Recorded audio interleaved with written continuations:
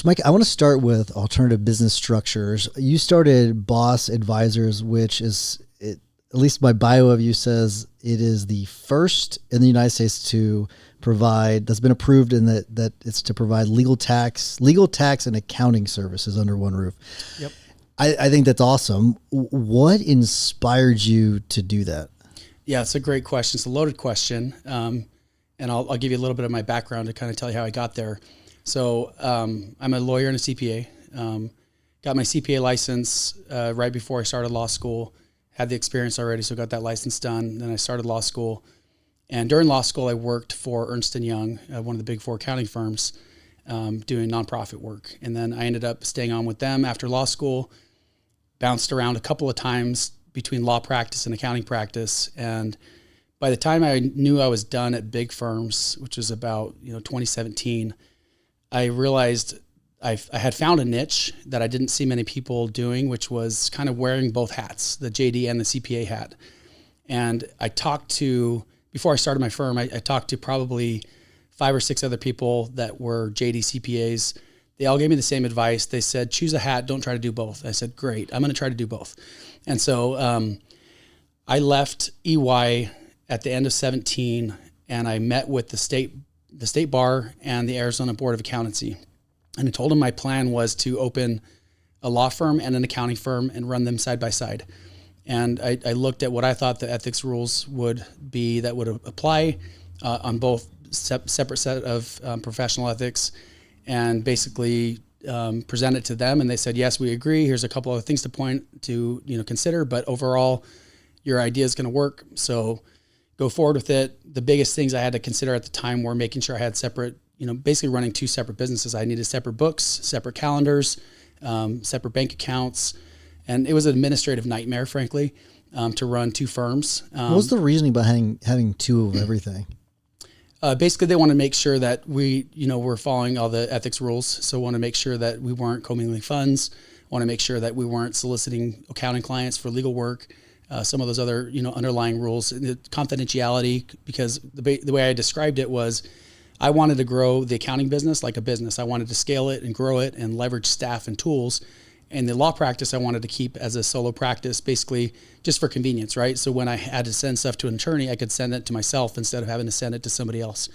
And so I ran things that way for about 3 years, and I was spending so much of my time on the administrative part of running the firms that I was doing a disservice to my team in order, training them, and my business development wasn't where it needed to be. And, my client service, I was always trying to keep up. And so I saw an article somewhere at the end of 2020 that said Arizona is going to waive the ethics rule that prohibits lawyers from sharing fees with non-lawyers. I think it's 5.1. I can't remember exactly. And so what that meant for me was I could now bring I had a non-lawyer partner who's an accountant in the accounting firm. I could bring him into the law firm as a partner, share fees with him, and then combine the practices. And so we were the first ones to apply and be approved as an ABS, alternative business structure. And basically it allows me to now take these 2 disciplines that, again, my vision was always I wanted to wear both hats. I wanted to be a lawyer and a CPA because I think that intersection of law and tax is very unique. And that's kind of where I just staked my tent and decided that's where I'm going to live. It's right at that intersection. And so now I can do that formally through one entity. I can bring in CPA partners, I can bring in law partners, and I have one of each right now. And we don't have any ethics, it kind of took all of the ethics minutia out, and we can do everything under one roof. Yeah. I still don't understand. I mean, I understand there's ethics rules, and there must have been something very specific that prevented that from happening before. That seems kind of crazy.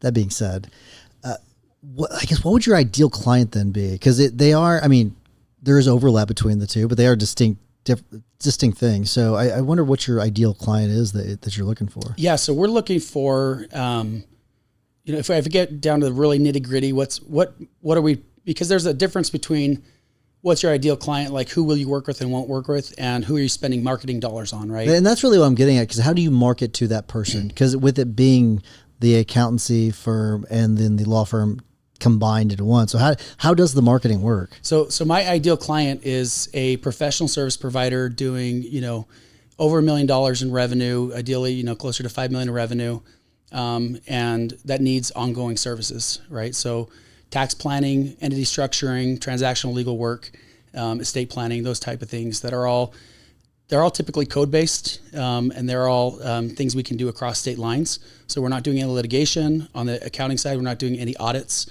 not anything that would require us to be registered as a CPA firm.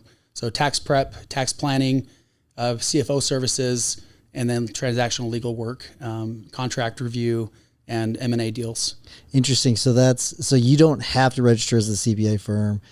You're able to kind of work around that. Yeah, it's interesting how, we see this in a lot of different professions now where you've got the traditional path to licensure, say for psychology, for example, to be a psychiatrist or psychologist, you've got to go through college, get a degree, take a test and become licensed. And then you can charge, whatever the market rate is or whatever the insurance reimbursement rate is. Whereas somebody else can go become a life coach or a, whatever personal development coach, executive coach. And skip out on all the formalities, probably make more money than the licensed professional, have a lot less risk, certainly much less regulation. We see the same thing in both these industries, both in accounting and in law. We see paralegals and legal document preparers who are coming up that can make good money, charge, market rates without ever having to step into a school or gotten any sort of credentialing, and certainly have no regulation for the most part. And then on the same side, within accountants, you've got bookkeepers and tax preparers. There are paralegal programs, right? But there's no real paralegal credential in most states. It's just kind of a self-proclaimed title, just like a bookkeeper or tax preparer is. If you say you're a bookkeeper, you're a bookkeeper. And then you can, if you're good at marketing and good at running a business, you can grow that business without ever having even thought about being a CPA. Yeah. In St. Louis, I know this guy, he's a paralegal that has his own business cards. He's like a criminal defense paralegal, and he's got his own LLC, and I can't prove it, but I'm fairly certain he probably gives legal advice, so you really, it's hard to stop people like that. So it's one of those things where I think we all have to deal with it. Probably more so you do, more than anything. I'm curious how you manage the firm. Do you call it a firm or do you call it a company? Cause I'm curious, what do you call it? Yeah, I call it a firm. So we are registered with the Supreme Court of Arizona as it's a type of law firm. The alternative business structure is. Yeah. And so we are under a lot of the same rules that a traditional law firm would be. Ironically, and I've actually written a thesis on this, basically presented it to the state board ABS committee. In Arizona, there's very little regulation of the law firms themselves. Most of the regulation efforts are focused on the attorneys themselves. Okay. So in Arizona, the attorney has to register every year, has to pay their dues, has to report their CLE. In Arizona, if you want to be a law firm, there's no registration. You just report the next time you file your annual affidavit. You report which law firm you work for, and you report at that point that you're self-employed. But there's no annual registration. There's no initial registration. There's no annual registration, and there's no fees to register a law firm in Arizona. There is no registration for a law firm in Arizona. Yeah. However, as an ABS, you have to pay $6,000 the first year to apply to be an ABS, and then $3,000 per year after that, along with essentially this whole audit process. You still have to keep paying it every year? Every year, yeah. And it's really interesting, the disparity between the regulation of law firms versus, an ABS. Whereas, frankly, I could do everything I do, within our ABS. I could do it as a traditional law firm. There's nothing that would prohibit me from preparing tax returns or doing bookkeeping through a traditional law firm. So our primary reason for being an ABS is the fact that I can have non-lawyer partners, which is a big deal for me. And that's really the only reason I need to be an ABS. Secondarily, it's a marketing tool for us to be able to say we're the first ones approved. I just heard a couple of days ago, KPMG, one of the big four accounting firms, just applied to be an ABS in Arizona. This is something I've been predicting is going to, will be happening across the country. We're going to see, we see legislation right now in Utah. They've got the sandbox rules. And then I believe Washington State has some proposed legislation allowing the ABS structure. And we're going to see more and more of the big players, the accounting firms and other ancillary professional service providers that are going to want to start playing in Arizona because, if you're licensed as an ABS in Arizona, you can do certain transactional legal work across borders without being licensed there, as long as you're not representing a client in front of a tribunal and, basically going to court. There's a lot of stuff you can do. It's interesting that they've got that barrier to entry, the 6,000 up front and then 3,000. My guess is, and maybe you know better than I do, is that I'm guessing that's just to kind of keep the riffraff out. Like it's at a certain number that's just high enough just to make sure that, some, little bitty dinky firm out of another state that's not very organized, they're not going to come in and pay $6,000 and then pay $3,000 a year to get this set up. That's my guess. Yeah, I think that's right. I think it's a little bit opportunistic in some ways too. I think we're the first ones to do this. Yeah. And I applaud the state bar for thinking like business owners, because if you can charge fees and people will pay them, then might as well. They have costs, that they have to cover to administer the service. There's a committee and there's people that are, all they do is ABS compliance. Oh, wow. And so, they have costs that have to be covered too. But I just think the disparity between the regulation of law firms and ABS is pretty interesting. The only thing that surprised me about KPMG coming in is that it took so long. I'm surprised it's taking so long for these companies to come in, because it seems like it would be a cash cow for them. Yeah, I think there's those are giant ships that are hard to steer, right? Sure. And so, having been at big four firms, I actually interned at KPMG when I was a kid, and then spent several years at Ernst & Young, and I know how the decision-making process is. They're like their own governments, right? These are very slow decision-making. They're not agile. They can't run like a small firm where you can make a decision and go for it. It's probably been something they've been looking at for years, and then finally got, some committee to approve. What was the ABS application process like? I spent about 50 hours on that process. I was very thorough, and I've actually helped other firms become ABS entities since then. And so not wasted time, but I read through every regulation. I read through every page to make sure that we were going to meet all the requirements, because there was no model to follow, right? There was nobody that could tell me how to do this. We were the first ones to apply. And so, were you the first to apply in the entire state, or were you the first ones that combined accountancy and legal? No, so there were two initial applicants. It was us and another firm. Wow. And the other firm, we sat in front of the state or the Supreme Court together in the initial meeting. We both were approved at the same time. Theirs is personal injury, and it's unrelated to what we do completely. And then ours, we're the first ones, and might still be the only ones that do tax and law. I think there may be another one or two smaller ones, but I haven't kept up with it since we got our regulation. I basically just keep up with the annual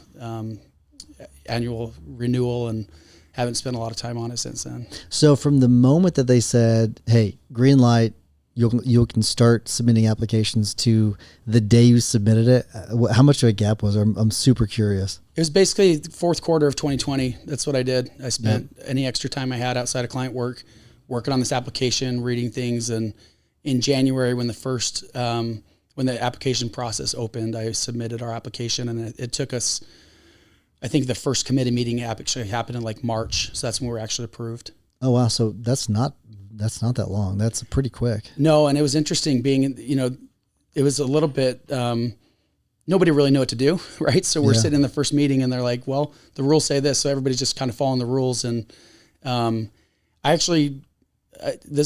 never forget this. One of the committee members, who was the one that actually took our application through, she thanked me for being so thorough in my responses. She said they're going to update the application to include things that I put in there that they didn't think they didn't think of to put in. You ruined it for everybody. I did, absolutely. You keep that bar high. That's right. Well, it'll help protect you too. That's really good. So what sorts of things were they looking for?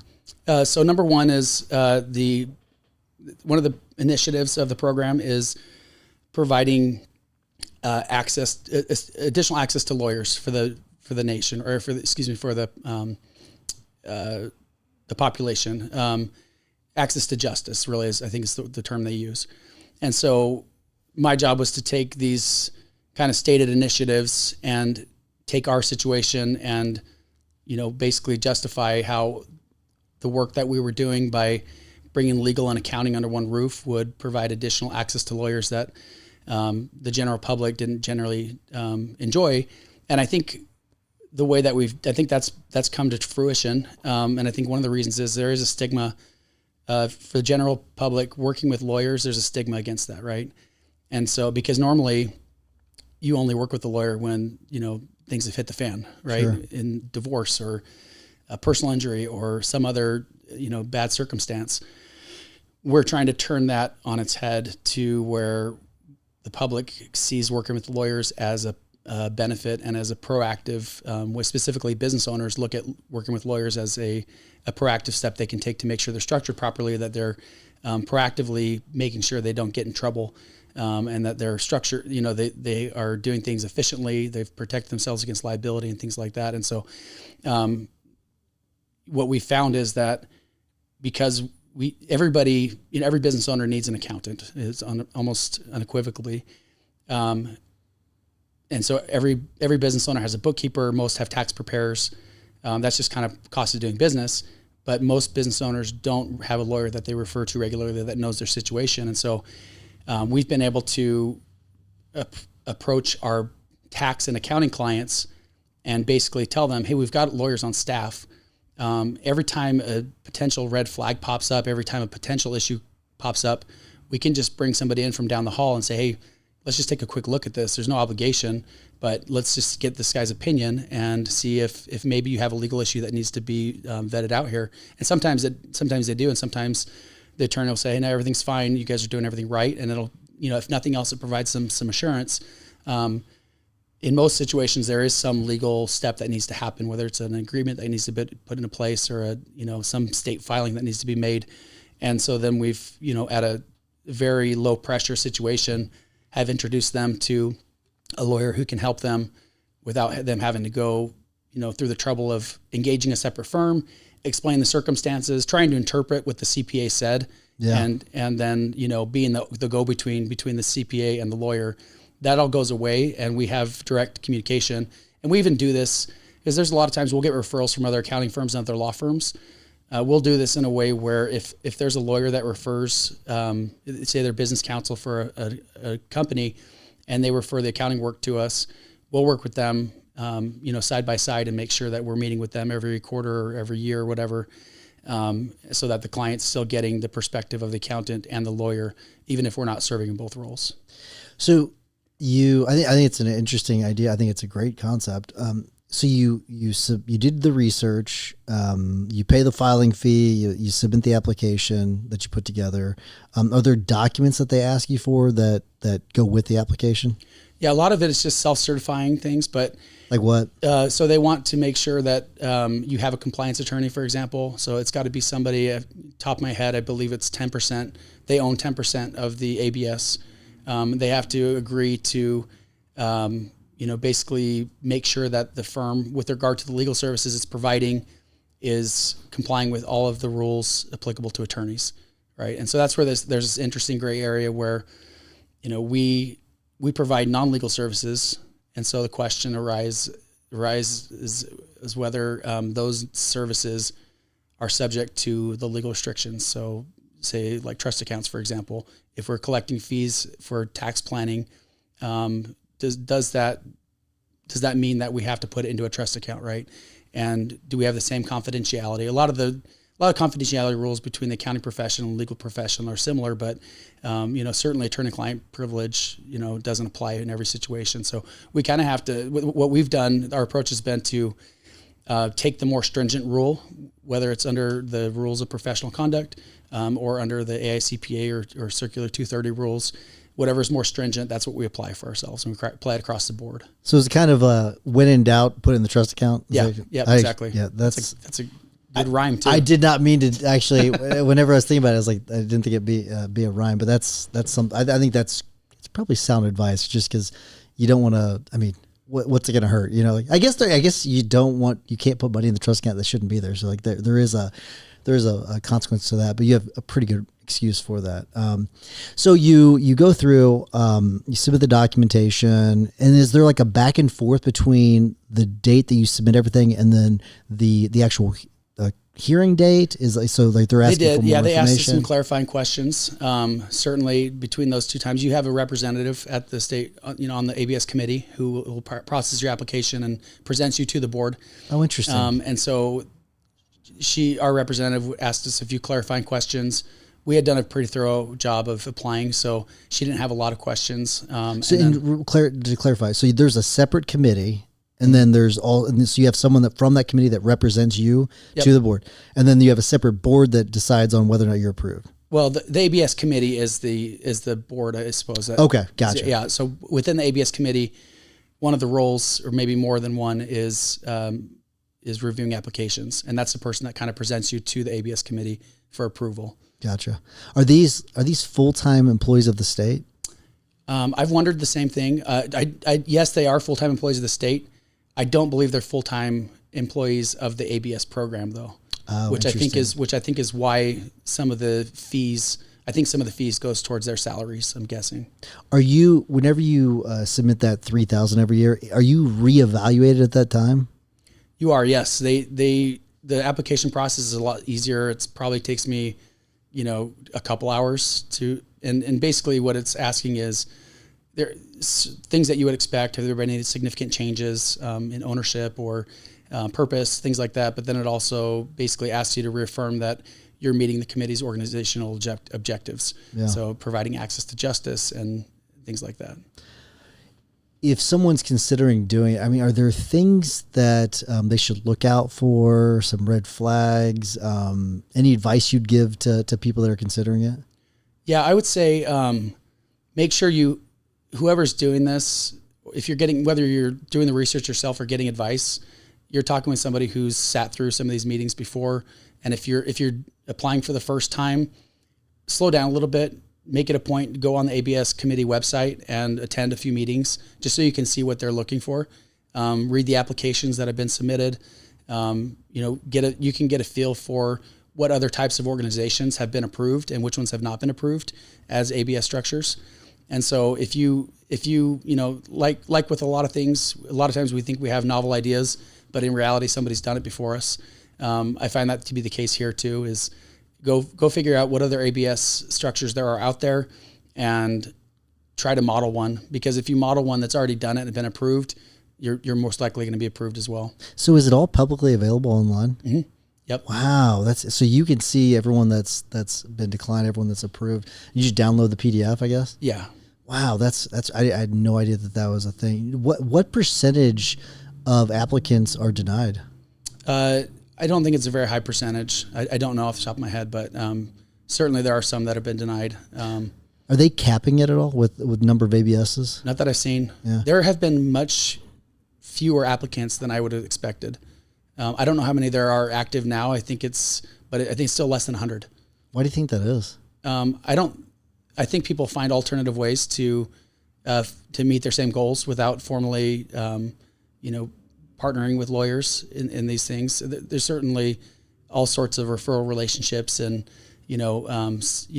informal business partnerships that you can get into that accomplish the same goals without the cost and additional. I think part of it is the additional regulation, frankly, because you can do a lot of the same things through a contract that's not publicly visible and accomplish the same objectives. For us, like I said, we don't necessarily need this because we could operate as two separate firms, but the convenience of having my business partner who's not a lawyer be my formal business partner, and then the marketing part of it is very convenient.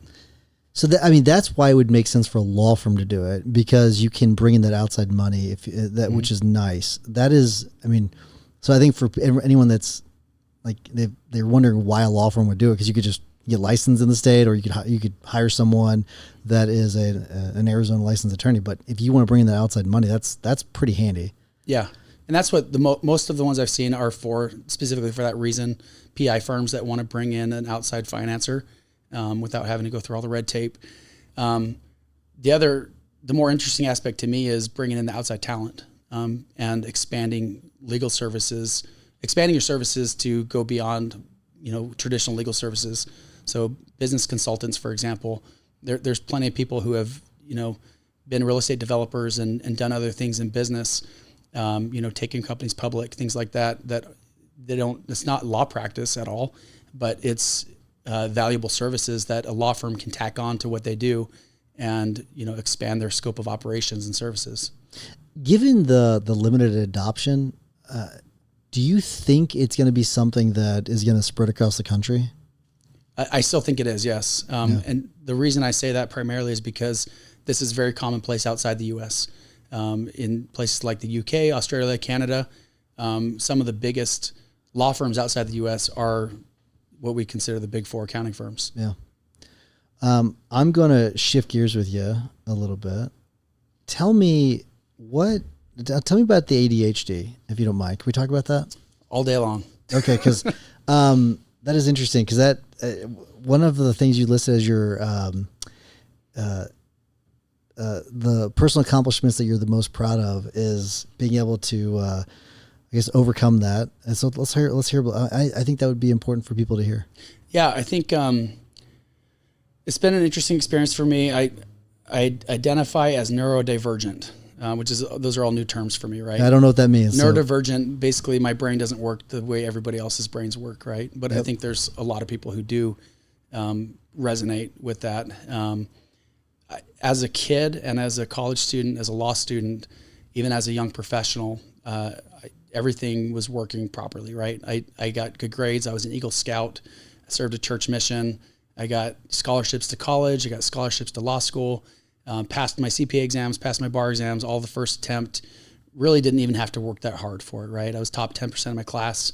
And that all came very naturally for me. About the time I started my firm, I started to notice that in order to function, I needed more and more caffeine, and I needed, to take more walks, and I needed to sleep more, and I needed to start making these changes that were like, I've never needed this before, but I figured, okay, I'm in my 30s now, and this is what happens when you get in your mid 30s. Yeah. But as that leveled up and progressed, I kind of started thinking there's something wrong. Like I'm not just being lazy. I'm not just getting distracted. There's something that's blocking my brain from actually like functioning properly. And so I started doing a lot of research online, and I took an ADHD test, and I like knocked it off the charts, like 100%, seemed to qualify. So I went and met with a psychiatrist, and they're like, yep, absolutely. You have ADHD. We'll get you on some Adderall and some meds, and, make some changes in your life, and this should help. And, it has helped tremendously. It doesn't, I can't say the symptoms are always gone. But I can tell you that if I go days or weeks without using my meds, I start to get really creative, but very, very unproductive in terms of actually getting things done. I start a lot of things and don't finish a lot of things. So that's interesting about the creativity. So let's stay on that for a second. Are you ever concerned that it's removing the creativity into a point where it's detrimental on you or the business? So I have to build in. So the way my brain works, it doesn't operate naturally in a structured way anymore, right? I can't say that was always the case. This is definitely adult onset ADHD. I have to surround myself with systems and processes and, personnel that keep me in line, that basically keep me structured, right? So if you look at my calendar, I have time blocked off on a daily basis to do creative things, to write on LinkedIn, for example, to do podcasts, to do, think about the firm and kind of work on the firm. And then I have time where it's specifically, to clear email, and I do that 30 minutes a day, twice a day. And that's the only time I spend on email. Do you have anyone that, like, I have an executive assistant. So if let's say that I'm not doing some of the things that I'm supposed to be doing on my calendar, I get kind of a nudge, a reminder. Do you have anyone else that works for you that helps give you that nudge? Yeah. And that's probably been one of the best things I've done for myself and for the business, is to hire an executive assistant to manage my email and my calendar. And she basically manages my task flow. I told her when she started, and I've had an executive assistant, this is my second one for about four or 5 years now. I told her when she started, Judy, your job is to tell me what the priority is. Tell me what to work on. I want to feel like an employee of my own business in some ways, because if I don't have somebody telling me what the highest priority thing is, I'll maybe work on something that's like in what I believe is important, but not urgent. And there may be something that is like pounding on my door that I just completely disregard because I want to work on the thing that makes me feel good, that gives me dopamine, right? It's interesting what you said about essentially wanting to be an employee of your firm, because I hear so many people saying the absolute opposite. They don't want a job; they want to own the company or own the firm, and I do find that interesting. Do you think maybe some of the things that that need being done should just be done by maybe other people instead of you? Certainly, there's that's always the battle is allocating my time in so that I'm doing the things that are most important to the firm. But I don't always get away with that.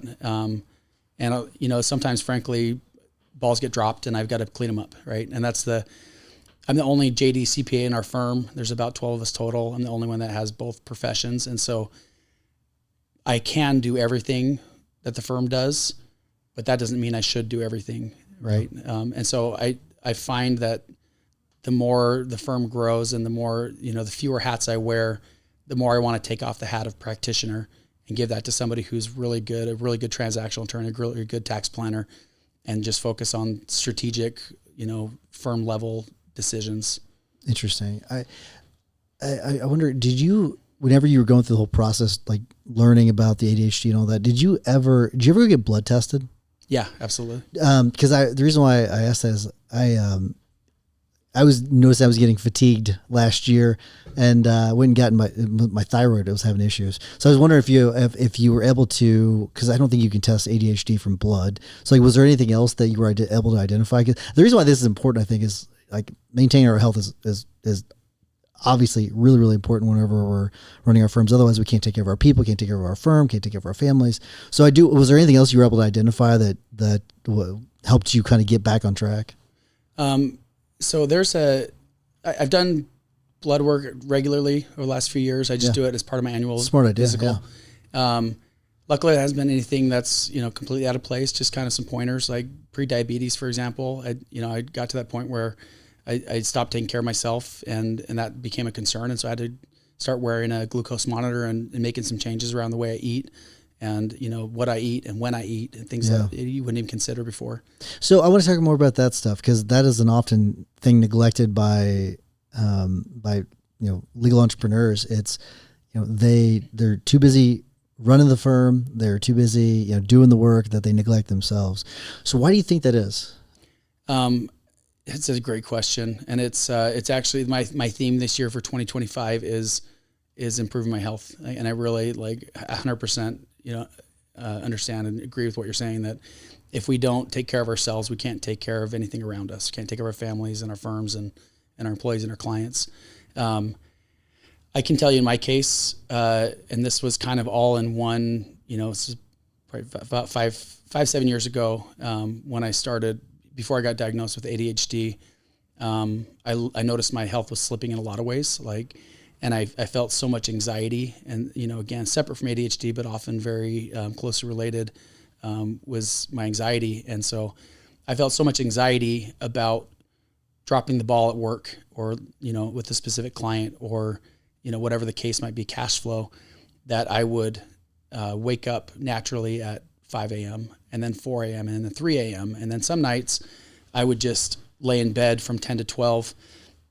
Once I in my mind I decided that I wasn't gonna be able to sleep, I would just go back to the office and just work on things. And so that's when I stopped exercising regularly. It was around COVID, where I kind of, once I got COVID, and then my lung capacity wasn't great, and so I stopped running. That's when I started walking instead of running. And that's always the first thing to go for me, is when you feel stress, is like I can afford to not work out today, because if I took that hour back, how much could I get done at the firm? When in reality, it's those small and simple things that stack up over time that actually improve your health. Whether that's, the way you eat on a daily basis, how much water you drink, your sleep, your exercise. None of those in 1 or 2 days is going to kill you, but over the course of years, those will sink you. Yeah. When did you start the accountancy firm and the law firm? What year was that? End of 2017. So 2017, it sounds like it coincides kind of with the time that you started to kind of you kind of put the health to the back seat. Yeah, and I don't know what the chicken and the egg was in that situation, but it's definitely around the time I started my firm, became an entrepreneur, that I I did start to let my health slide. Before that, I was in good shape. I didn't drink a lot of soda. I didn't eat a lot of fast food, and part of that was a function of being a poor student, right? So, yeah. And then once you get a little money and you decide I can just eat out, I can just expedite some of these things and forego my health. You start to make those decisions, and those become habits, and then before you know it, you eat out more than you eat at home. Totally. Did you notice, or have you been able to notice since the beginning whether or not your health changes have affected your quality of work? I would say they certainly have the effect of my quality of work. Not in that I don't produce a good work product, but it takes me longer to get to that point. I can't do that very efficiently when I'm not taking care of myself. And at one point I wrote down this little saying that helped me kind of like focus on myself. I wrote down, "No one wants to hire a slob," and I stuck that on my monitor. I was like, you got to take care of yourself, because if you don't, like, you're not only is your work product going to suffer, but your overall presentation. And most of what we do is sales, right? No matter your profession, your sales are going to suffer because no one wants to hire somebody who can't even take care of themselves. No one's going to trust you to take care of their finances and their legal problems when the perception is that you can't even take care of yourself. Is that note still on your computer? Yeah, it is. It's NOWTHAS. No one wants to hire a slob. Can I make a suggestion? Love that. Would you remove it and then say, "I am a healthy man," or whatever you want to say? Because I do think that there is a very negative thought to that, because that means you view yourself as a slob, and I'm looking at you. You're not a slob, and I think that changing that perception of yourself might help substantially. I love that. Yeah, that's great. And I've just made up something, like instead of like "I am healthy," or you can just say "I'm healthy," like whatever it is. It's interesting to say that. I did affirmations recently. I would put in my bathroom mirror. My first one is, "I am a healthy person," right? Yep. Which is saying the same thing, but in a positive, reaffirming way. So 100% agree. Yeah. If I don't know if you've ever read anything by Jason Selk, but I recommend reading some stuff by Jason Selk. He talks a lot about that stuff when it comes to mindset. Mm-hmm. He's great. And I can get you his information later, but it's one of those things that when you said that, I instantly was like, okay, we got to change that. That's something we gotta, because you obviously care. You obviously give a damn. So that's good. That's the starting point, caring, and then kind of going from there. But it was funny. I started touching something, and then we went to another topic. I want to ask you about management of the firm, because you've got the accountancy side and you've got the law firm side. And in my head, managing an accountant is different than managing a lawyer. Like, they're different backgrounds, different beasts, completely. Is there a difference in how you manage your people? So we centralize all of our task management through a tool called Carbon with a K. It's built for accounting firms. It's a workflow system, right? And the whole purpose of the tool is to make sure that nothing falls through the cracks. It integrates with our email, integrates with our billing, integrates with our accounting records, and with our CRM. And so we've used that as a central tool to make sure that every task that gets completed, every deliverable that we're engaged to do has to get tracked in there, and the status has to be kept up. And so in a very literal sense, to answer your question, we manage everybody the same way. Everybody has to use that system so that we have visibility into what's even happening at the firm, right? And we can filter by client, we can filter by due date, we can filter by assignee. I can see at any point, as long as the tool is being used properly, I can see everything that is due within this week across service lines, whether it's tax, accounting, or legal. In other ways, you have to manage people differently, right? Whether they're lawyers or accountants. And certainly there's different compliance requirements and different, regulatory issues that come up with managing a lawyer versus an accountant. But at the end of the day, it's about providing accountability to them. And we've got different continuing education requirements, certainly, but we have enough overlap in what we do. Today, before I came to this session, I led with one of our other business attorneys. I led a session on S Corps within the firm. We do technical training every month, and this one was all about S Corps, elections, revocations, qualifications, tax compliance requirements, and that was led by me and our other tax attorney. And so all of our accountants, all of our attorneys, all of our admin were on the call, because it's all things that this is one of those prime areas where there are legal implications and there are tax implications, and you can't really distinguish those. And so we do a comprehensive training on everything. Training is really, really important. We're at our firm, we're firm believers in training. Do you have scheduled regular trainings? How does your training of your employees work? Yeah, we do. We haven't always done this, but it was some feedback that I got recently of the last couple of years is that, hey, everybody understands the work that has to be done. Everybody, can basically pick up what you give to them and take it to the finish line. But we're not spending enough time collaborating amongst ourselves. And so the training is, maybe people learn a few things every time we have one of these trainings. But for the most part, people already understand the basic principles of S Corp, right? If they're a CPA in practice, they should already understand those things. What they don't understand, and what we want to do is remove the silo effect from our firm, because we have multiple practices, right? We've got bookkeeping, we've got tax, we've got legal, we've got nonprofit, and we've got CFO. So 5 separate departments that we run as separately. We track all of our income and expenses separately so that we can see profitability per group. Everything is coded under one of those 5 classifications. But in reality, what we're trying to do is avoid those being siloed firms. And so this cross training is intended to provide the accountants with an attorney's perspective on how things work, and an accountant's perspective, providing that to the attorneys on the practical implications of these different, whatever the technical training is about. So it's meant to kind of break down those barriers and break down the walls, because that's certainly one of the things I saw in larger law firms is you may have, 10 different lawyers with 10 different specialties, and none of them ever learn about the other person's specialty, which is frankly, it's a disservice to the other attorneys, because if they're getting paid on the production and their origination, and you never have an opportunity to teach your other attorneys within your firm what you do, what a good client is to you, how you can help their clients, then you're wasting an opportunity there. I love that. I think that's really smart, because then they all know how the roles affect each other. I think that's really, really smart, especially because they can be at times probably drastically different parts of the business.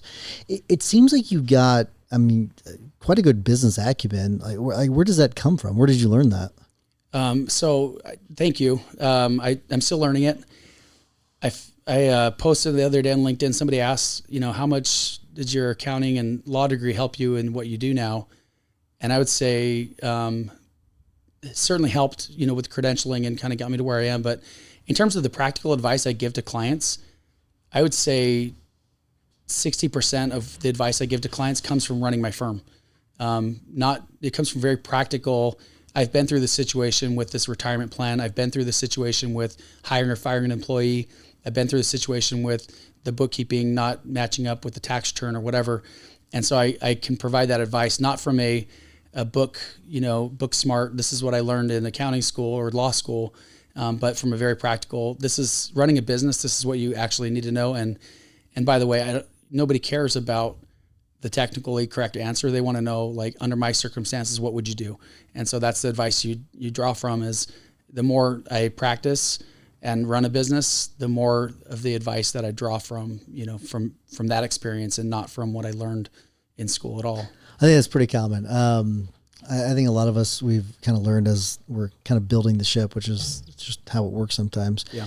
Do you have any sort of leadership structure like set up for the firm? We do. We have 3 partners. And then, so 3 partners, one is me, obviously. And then the other one's a CPA. The other one's a lawyer.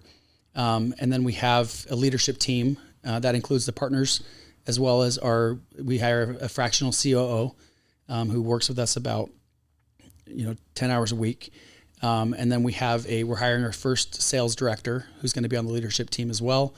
And then we have the director of tax who's on the leadership team. So there's 6 of us, which is kind of funny because half the firm is on the leadership team, but they're strategic hires, and this is meant to get us to the next level. We're not structuring for where we are now. We're structuring for where we're trying to be. Yeah, I've always found the COO, the fractional COO, to be an interesting concept. I understand the fractional CFO. A lot of that is It's a strategy with the money. There's a lot with that you can do by looking at the numbers.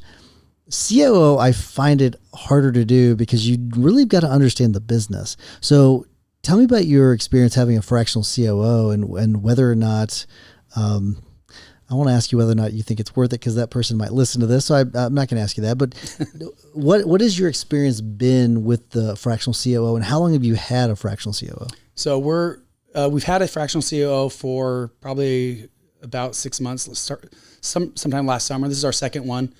First one, it was a short-term contract and we had some specific objectives and then ended up finding somebody who was a little bit better fit.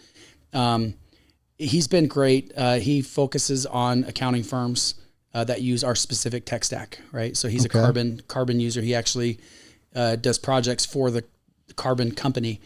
And so what I find is he's best, and it's the best use of our money to have him oversee projects and get them to the point where they can be administered by somebody else, right? So I'm trying to use him at a strategic level so that, for example, crafting project he's working on right now is looking at all of our tax prep work, top to bottom, figuring out which clients fall within the acceptable range of fees, which ones are under that range, which ones may need to be adjusted, which ones, frankly, we should part ways with because they're no longer a good fit. And then making sure that all of those get assigned into our workflow system and make sure that, everyone gets assigned to a specific preparer, that we're doing capacity planning and making sure that we're not overcommitting and, over promising on these, that they'll be done throughout the year. And then that those clients will be communicated to that, hey, you're going to be extended. We're going to work on your return in March. And then we commit to that. Right. So there's these kind of strategic type initiatives that once he's set them up properly, they can then be administered by an admin type person. Interesting. Do you find that he's got a good understanding of the firm? He does, yeah. And we brought him in. He's in Texas. Our firm is pretty much remote at this point.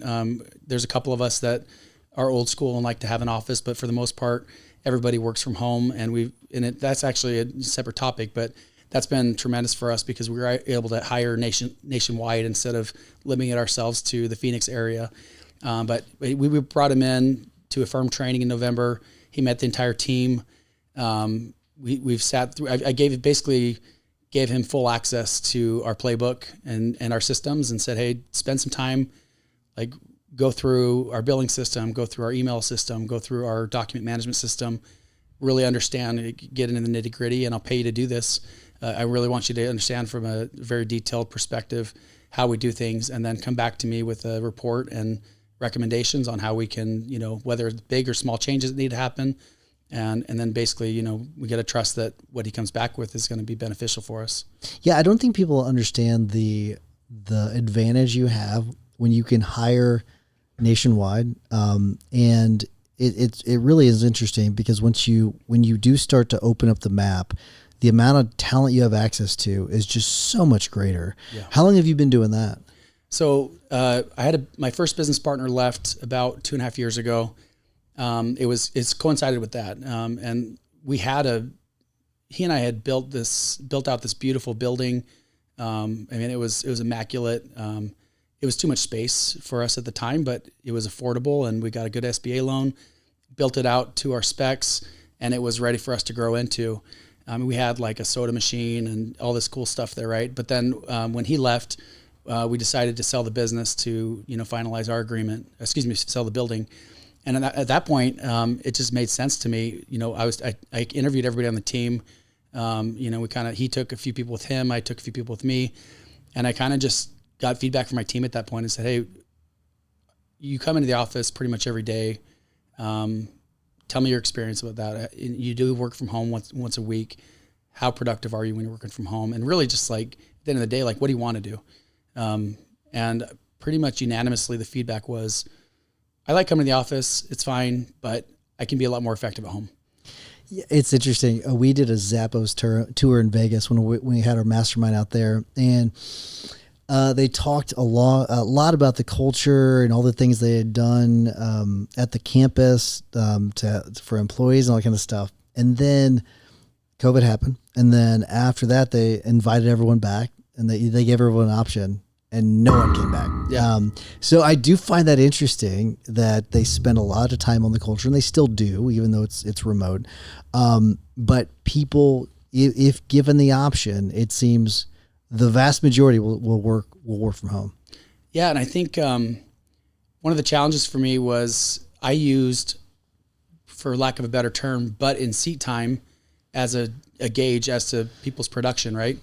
And in reality, there's a lot of inefficiencies that can happen when you're sitting in an office, where you're going to the water cooler, chatting it up, and there's really no correlation between the amount of time in the office and your production. So we had to look through that and use our workflow tool to kind of figure out what metrics should we actually be tracking, and then find a way to track those no matter where in the world the person was sitting.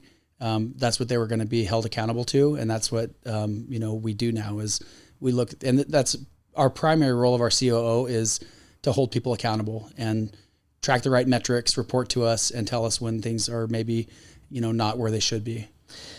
The button seat time, it reminds me of my first boss. As a lawyer, and it was really interesting because me and another associate, he and I would always get there at 7 a.m. We'd get really early. Boss wouldn't show up till like 9, but the boss wanted us to have that FaceTime, so that button seat time though. But he really liked more like the FaceTime, so we were there later.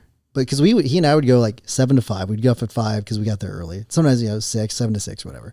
But the boss wanted us there when he was there, and so it was funny because we were like, okay, we'll stay later, but we're not coming in at 7 a.m. then. Yeah. So we ended up working less just because he wanted button seat time, and it was more that FaceTime and how like he was focusing on the wrong metrics, and it was just so interesting how some legal entrepreneurs are that way.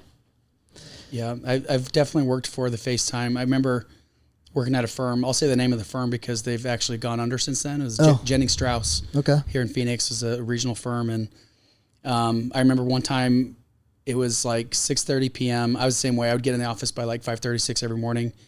And it was 6:30 p.m. and I was sitting at the elevator waiting to go down, downtown Phoenix firm. And one of the partners I worked for walked by and he's like, huh. I was like, what does that mean? He's like, it's interesting that you're leaving and you don't have your briefcase with you. I'm like, okay, I'll go get my briefcase. Message received. Yeah. Okay. Great. I'll carry a briefcase. Great. That I'm not going to do anything with it when I get home. It's such a terrible way of managing people. They're not focusing on the right behaviors. It's absolutely crazy to me.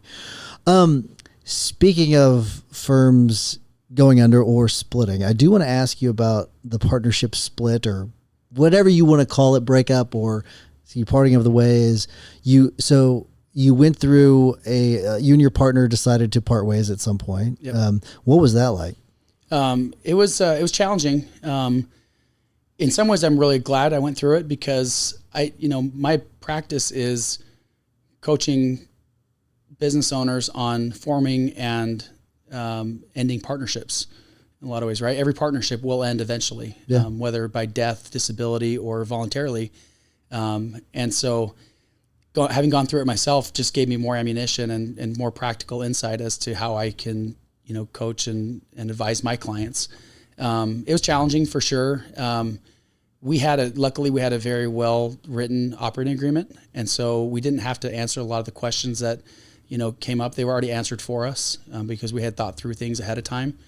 And so in terms of, splitting clients and employees and, who would take the name of the business, all that stuff was kind of already thought through. And so then there's an emotional aspect of it, right? That was probably the most challenging part, was the emotional aspect of, hey, feeling like he's abandoning me, right? And, having some of those thoughts. But in reality, like, I was able to kind of go back and be like, all right, well, I started this firm. I was on my own. I started with 0 clients, and I built it to what it is, and I can do this on my own. And it was just kind of like reaffirming that confidence that it's nice to have a business partner, and we had a great partnership. I can't say anything about my business partner. He was awesome for us. For the time, it was great. We kind of grew in separate directions, and that was okay. And things terminated, and we both are now practicing in the areas that we think are best for us individually. Was it an ugly split? Not particularly. No, I've seen much uglier. No, we remain friends and we keep in contact. And he's moved out of the state. He actually moved across the country. So we're not. Both of us run our practices nationally, and he's just focused on tax only. He doesn't do a lot of the other things that we do. So there's not a lot of even overlap between our practice areas anymore. With hindsight, was there anything about the operating agreement you would have changed? Yeah, that's a good question. I would have put in more specific language around the buyout formula, just because that was something we had to negotiate at the time because it wasn't spelled out, very clearly. So what I've learned is, and this is me wearing both hats, right? I'm an accountant and a lawyer. When I draft agreements, I put in addendums with an Excel file that shows exactly how the calculations to be done, and I run 2 or 3 examples so that there's no ambiguity from the language of the contract as to how that's to be interpreted. And if both parties agree, both by words and by numbers, how things should be split, or how, whether it's distributions or allocation of profit and losses, or payment on a breakup. If the words are supported by numbers, there's really no ambiguity. And so that's something I started doing after my partnership breakup is let's get really nitty gritty with your contracts and make sure there's no room for interpretation here. I think it's great advice. Is if you were to go back at the beginning, whenever you formed that partnership, again, this is with the benefit of hindsight, was it worth going through it for the things you learned, or would you have not done it? I wouldn't have done anything differently. Yeah, I learned a lot from him, both as a person and as a professional. And so we definitely grew faster and in a more targeted way than I could have done it on my own. And he and I were really good, just like my current business partners and I have really good complementary skills. That was the same way. I was more of the, if you follow like EOS, I was more of the visionary and he was more the integrator, and those were our natural roles. And so it worked really well. So how have you how have you managed that part of things? So if, I kind of struggle with the whole concept of, I understand what they are. That's all I'm talking about. I struggle with, saying there is a visionary, there is an integrator. I don't necessarily completely believe in that. I like the whole scaling up model more. Sure. It's more of that leadership, executive team approach. It's kind of hard to say, yes, there's a visionary and then there's the integrator. When I took the test, I'm in the middle somewhere. So I'm kind of one of those weird unicorns, if you actually believe in that. I don't. So I do wonder if, do you believe in that? Do you think there's like a visionary and an integrator? And if so, how have you dealt with that with the new iteration of the firm that you have? Yeah. Just in the same way that my ADHD test was extremely conclusive. The visionary integrator test was extremely conclusive for me. I'm 100% a visionary. I'm very good at strategic, and I see this in client work and in my strengths as a firm owner, and in my personal life. Very good at strategic, high level decision making. At some point I learned an executive executes, so you've got to be able to be quick on your feet, and so those are my skills when it comes to actually implementing a plan and getting into the nitty gritty details of making sure this gets done initially, and then these follow-ups happen, and then this third level follow-up. I have to pull teeth in order to get myself to think on that level of detail. But I'm very good at the high level. And so to me, I think the integrator visionary doesn't necessarily need to define your position within the firm, but when it comes to development of new ideas, I think those are good natural roles to rely on. So I think I probably buy into it more than you do. Sure. We don't follow EOS strictly. I've read Scaling Up as well. And we probably have some sort of hybrid type. We have a leadership team, and it kind of naturally fall into our roles of when it comes to coming up with new ideas. That's usually what naturally happens with me. Is I bring ideas to the team, and then my team will tell me, "Great idea, let's do it," and then they take it from me, or they tell me, "Terrible idea, we have too much going on already. Why don't you just focus on getting stuff done that we've already thought about and talked about, and then let's put that one on the table and and we'll deal with it later. It's funny because I think that the people that have just read EOS believe in all that. I think the people that just have read Scaling Up just believe in that. And I think that the people that have read both, like us, have some sort of, there's a variation of the two that works. It's a melding of the two. I think that's very funny because it's a very common thing. The people that have read two have picked from both and put together something that works for them.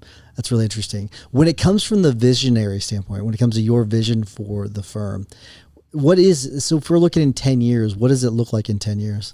Yeah. So I have very specific objectives. We usually, I don't go usually 10 years out. I find that unrealistic. It's hard for me to think that far ahead. I usually think in terms of like 2, 3, and 5 years, where I want to be, like, in terms of numbers.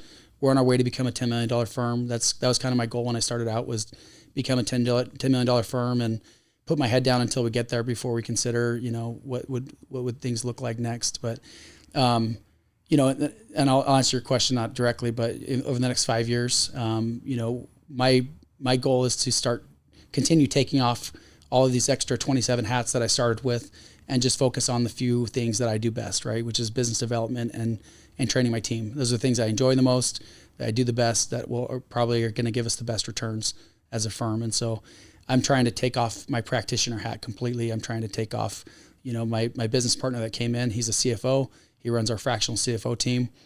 He took over all the finances and payroll and administration of the firm.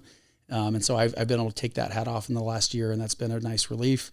And so I'm just trying to personally focus on the things that I really enjoy the most.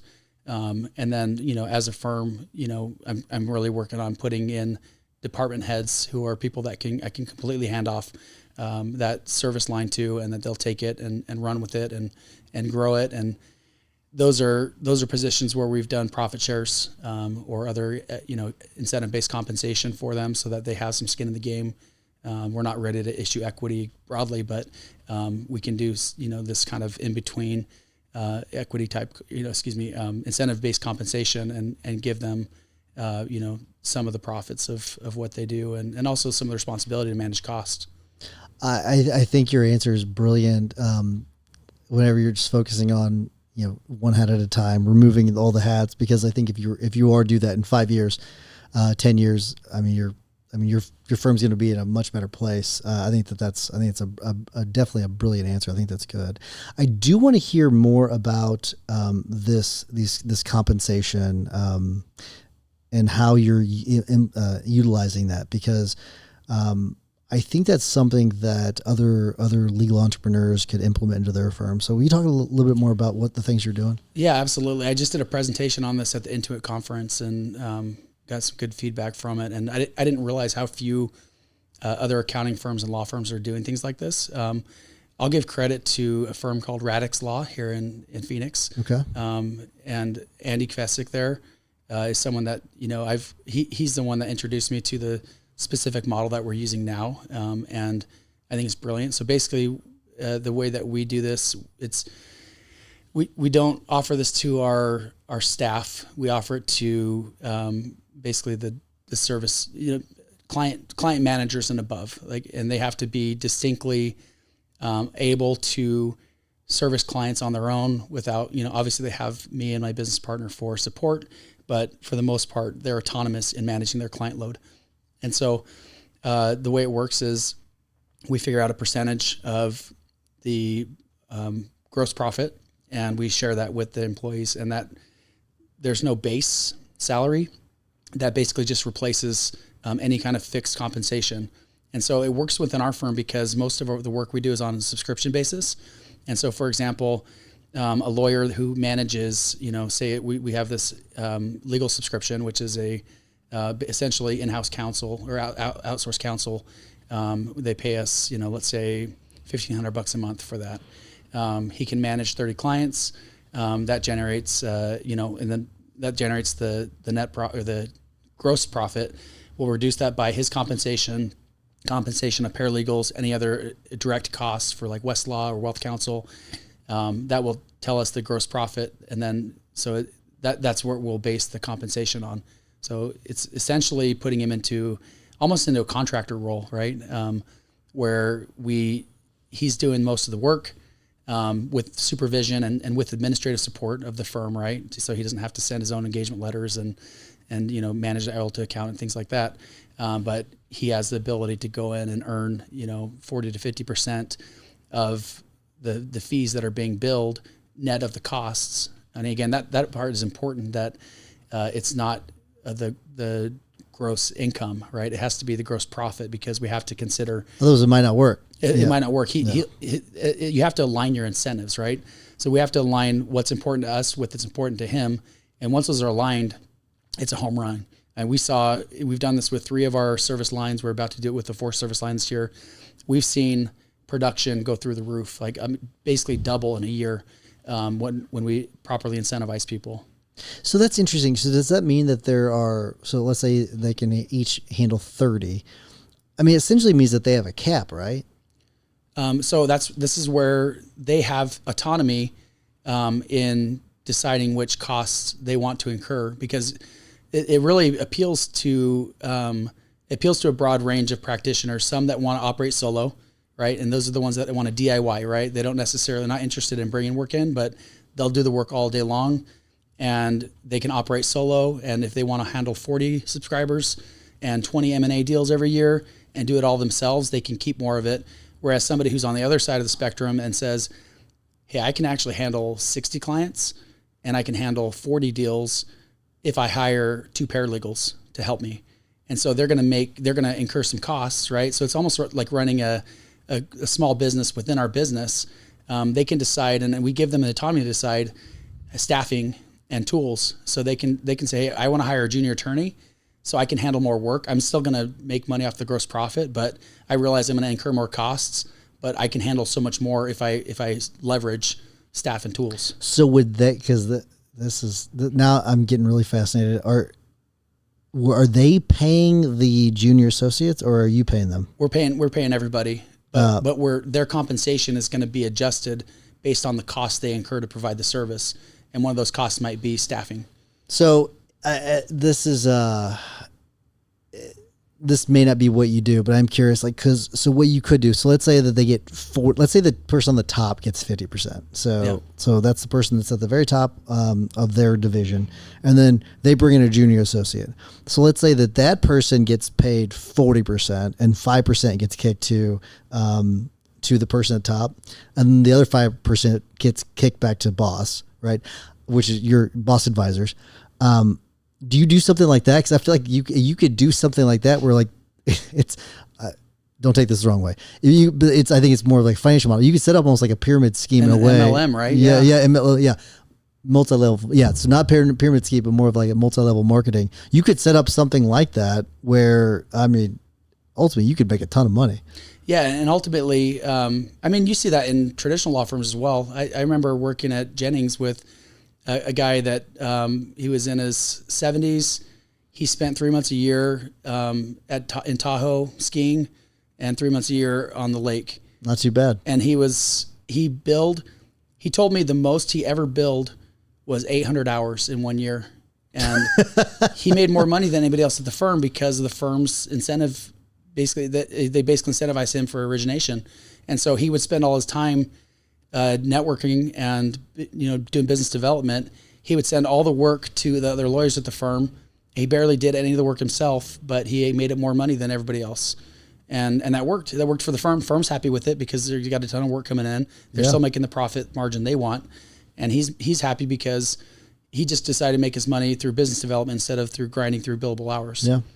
So how do you do business development? I wonder what you're doing to generate the business for boss advisors. Yeah, it's I'm not doing enough. Well, you're wearing 27 hats. So. Yeah, it's interesting. It's something I'm learning more and more about. We have not done any formal marketing or advertising campaigns. We haven't done paid ads. We have social media, but that just kind of sits there. The only thing that I do, a couple of things that I do proactively that I think have helped a lot. Number one is I post on LinkedIn every day. And I'm not strict about that. If I miss a day, I don't beat myself up. Sure. And I try to write to the audience. So my ideal client, like I said before, is professional service providers.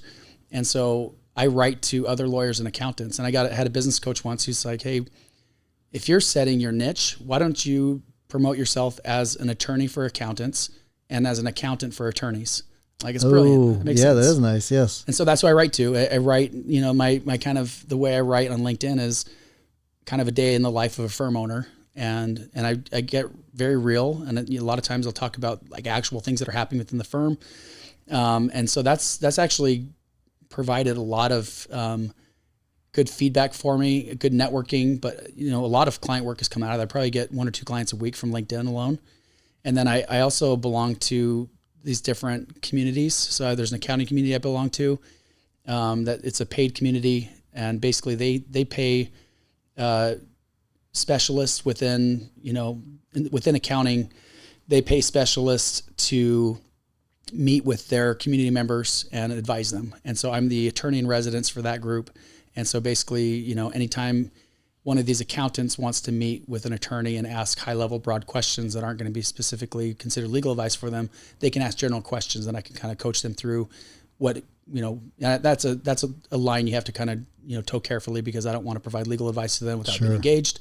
But what it actually, for the most part, that turns into paid work anyway. And then there's a couple of groups I'm on that are specifically focused on M&A deals, and we serve, basically I give a presentation every month or two, and it's, about the legal side of a business transaction. And these are there's one that's buyer side, that they basically do all the tax planning for business deals. And then they bring us in and we just educate their clients as to the legal implications of business transactions. And that turns into paid work. And then there's a business broker group we work closely with, and a financial advisor group we work closely with that we send referrals back and forth. So those are kind of the big things I do. We are hiring a sales director. So I'm going to hand off part of that torch to him. That's in process. That'll probably happen in the next 2 weeks. And we'll have a formal CRM and email marketing campaign and, more social media content outside of what I'm doing personally. And so we'll see how that changes things. We're at the point where we have a ringing telephone, and it's never going to stop. And, we've served thousands of clients at this point, and the phone will never stop ringing. But the goal is to qualify more and more of those leads to where they're clients that we want to work with. So we're not just picking up the phone and regularly saying no, but we're attracting and proactively trying to get the clients that are going to be a good fit for us. I like it. Throwing a salesperson into the mix is going to really light it on fire. I think that's a smart idea. That's something that we've been talking about in our firm for a while, about adding that to the mix. We've not done so. So I'm curious to check back with you in about a year to see how things are going. Last question I have, I'm super curious, is why Boss Advisors? Yeah, that's a good question. Well, I started off as Payne Law and Payne Financial. Those are my 2 firms. When my first business partner came in, we used his last name, and his last name was of German origin. Nobody could pronounce it. Nobody could spell it. And so that was a short-lived experiment. And then, we decided we wanted to rebrand. The primary reason we wanted to rebrand was because I was sick of clients and potential clients that demanded to work with me personally, because it just became a problem, because I was at capacity. Can't scale at all. And so I realized part of the reason is, your name's on the wall. And so they're gonna ask for the managing attorney. They're gonna ask for the lead accountant. And so we decided that the firm was bigger than us. I think at the time we'd maybe just hit $1 million for the first time. And so we decided, we want to rebrand to a fictitious name. We want something that will, basically, show that we work with the decision makers within a company, right? And so I thought of Boss, and I'm trying to get real creative. So I was like, it's got to be an acronym. It's got to be an acronym, right? So came up, and Boss, it's kind of fun. If you ask anybody within the firm, they'll probably give you a different definition of Boss, but the one that we've adopted is Business Owner Systems and Strategies. And so it's an acronym. We wanted advisors in the name because we didn't want to limit ourselves to legal or tax or accounting. Could be estate planning, or not estate planning. It could be financial advising. So okay. So that's gonna be in the mix at some point potentially. Yeah, potentially. Right now, it's a good referral partnership we have, but boss, we work with the boss, the decision maker, and that's what the symbolism that I want to put out there is we help the executives when it comes to legal entity structuring and tax planning. We'll help you make those high level decisions, and so we're the boss advisors. I like it. That explains why boss is capitalized, because I had that question too. So I like it. I like that how you thought it through. But I really appreciate you doing this. This is great. I learned a lot from you, and this is I'm hoping you'll be able to listen to this in a year and be like, okay, this is how much we've grown since we had that last talk. So I'm hoping we can stay in touch. Absolutely, Tyson. Thank you for your time. You bet. Appreciate it. Thanks, Mike.